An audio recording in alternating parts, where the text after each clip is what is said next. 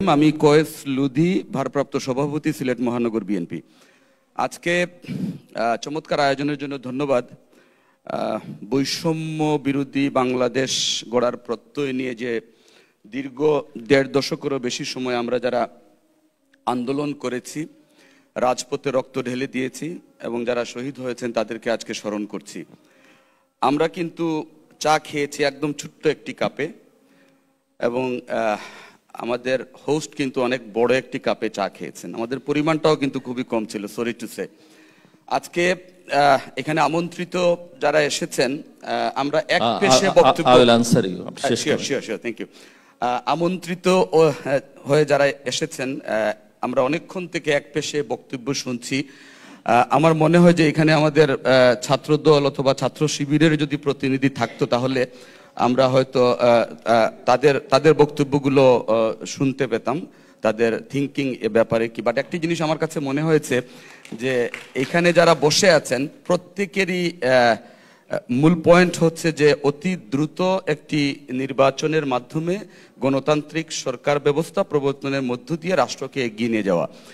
এই ব্যাপারে মোটামুটি সকলেই একমত হয়েছেন। আমি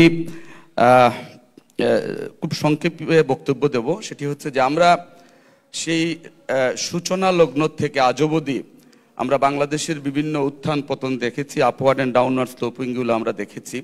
আমরা সংবিধান কাটাছেঁড়া দেখেছি, আমরা এদেশে একদলীয় শাসন দেখেছি, আমরা বহুদলীয় গণতন্ত্র আমরা দেখেছি, আমরা দীর্ঘ ১.৫ দশক অপশাসন দেখেছি, দুঃশাসন দেখেছি, দলীয়করণ দেখেছি।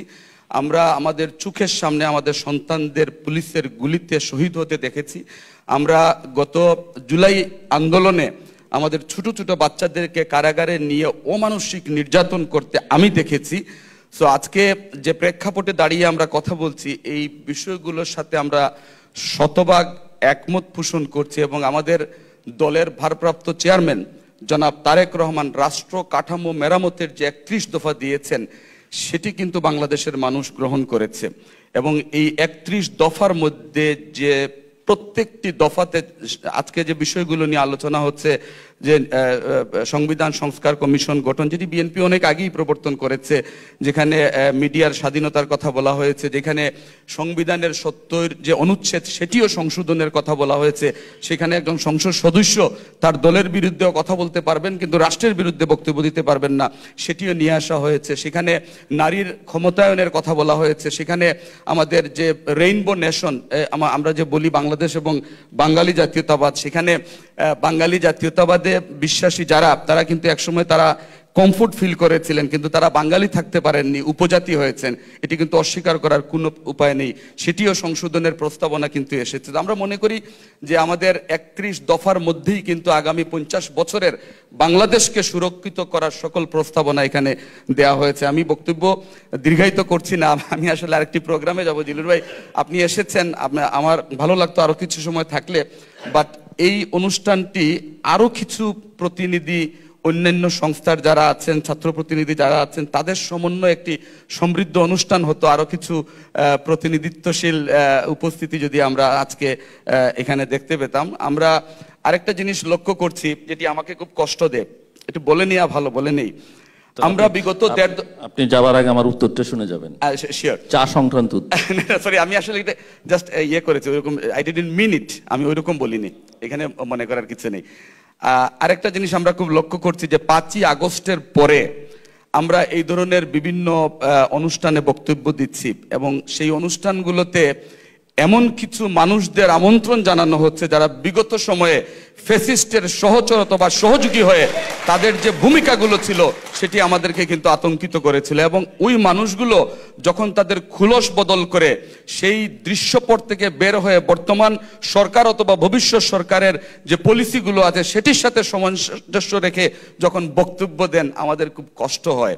আমাদের কষ্ট হয় এই কারণে যে ১.৫ দশকের যে দুঃশাসন, যে অপশাসনগুলো ছিল, সেটি মিডিয়ার থেকে শুরু করে প্রতিটি স্তরে কিন্তু এই মানুষগুলাই সহচর ছিল, সহযোদ্ধা ছিল। তারা প্রশাসনকে মিসগাইডেড করেছে, আমাদের উপরে নির্যাতনের ক্ষেত্রে তারা সহযোগী হিসেবে ভূমিকা পালন করেছে। আজকে এই ধরনের অনুষ্ঠানগুলোতে যদি ওনারা এত চমৎকার কথা বলেন তাহলে এটি আমাদেরকে কষ্ট দেয়, কারণ আমরা উইটনেস। আমি বক্তব্য দীর্ঘায়িত করছি না। আমরা বিশ্বাস করি যে কথাগুলো এখানে এসেছে এবং যারা বক্তব্য দিয়েছেন, বিশেষ করে আমাদের তরুণ প্রজন্মের যারা আছেন, তাদের বক্তব্যগুলো আমার কাছে চমৎকার লেগেছে। আমরা 90-এর ছাত্র আন্দোলনের নেতৃত্ব দিয়েছিলাম, বাট জুলাইয়ের আন্দোলনে কিন্তু আমার সন্তান নেতৃত্ব দিয়েছে। সো বাংলাদেশকে নিয়ে তাদের যে চিন্তা ভাবনা, আগামীর বাংলাদেশ নিয়ে তাদের যে পরিকল্পনা, সেটি আমাদেরকে অভিভূত করে। আমরা মনে করি আমাদের তরুণদেরকে নিয়েই আমাদের সামনের দিনগুলো এগিয়ে যেতে হবে। আরেকটি বিষয় লক্ষণীয়, সেটি হচ্ছে যে বাংলাদেশ জাতীয়তাবাদী দল তার প্রতিষ্ঠা লগ্ন থেকে কিন্তু বাংলাদেশের গণতন্ত্র এবং অধিকার আদায়ের সংগ্রামে আছে, সেটি আমরা সকলেই জানি। আমরা অন্তর্বর্তী যে সরকারটি আছে অথবা অনির্বাচিত যে সরকারটি আছে, এই সরকারকে যারা বসিয়েছেন তাদের কিন্তু প্রত্যাশা আছে। সেই প্রত্যাশা হচ্ছে যে আমরা আমাদের গণতন্ত্র ফিরে পাবো, আমরা আমাদের বাকস্বাধীনতা ফিরে পাবো, আমরা আমাদের ভোটের অধিকার ফিরে পাবো, আমরা আমাদের কথা বলতে পারবো। এই বিষয়গুলো সামনে নিয়েই কিন্তু আন্দোলন হয়েছিল। আজকে যারা আছেন তারা, আমরা তাদেরকে অবশ্যই সমর্থন করি, কারণ দীর্ঘ আন্দোলনের ফসল হচ্ছে এই সরকার। কিন্তু আমরা যখন দেখি একটি নির্দলীয় সরকারের উপদেষ্টা একটা বাংলাদেশের সবচেয়ে বৃহৎ রাজনৈতিক দলের মহাসচিবের একটা বক্তব্যকে নিয়ে ইঙ্গিতপূর্ণ বক্তব্য দেন, সেটি আমাদেরকে হতাশ করে। আমরা আমাদের যারা তরুণ প্রজন্মের উপদেষ্টা আছেন তাদেরকে আমরা একটু সংযত হয়ে কথা বলার অনুরোধ করব। আমরা কিন্তু সকলকে নিয়েই আগামীর বাংলাদেশ চাই। ধন্যবাদ সকলকে। আসসালামু আলাইকুম। অনেক অনেক অনেক ধন্যবাদ।